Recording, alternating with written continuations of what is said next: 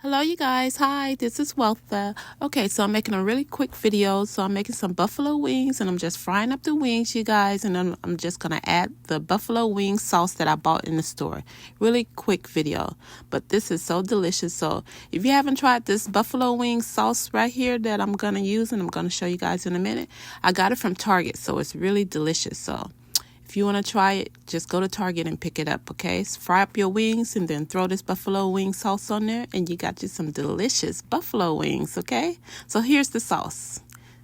See that? It's called Red Hot Wings, and it's the buffalo wing sauce. And I got it at Target. So go pick it up, you guys. Fry up you some wings, and boom, you got it.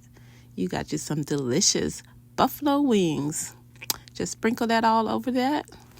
Put the top over the lid, shake it up, you guys, take it off, and there you have it. You have some delicious buffalo wings. And look at that.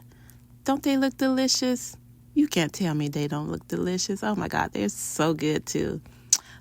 Get you some ranch dressing, dip that in there, and you got it, girl.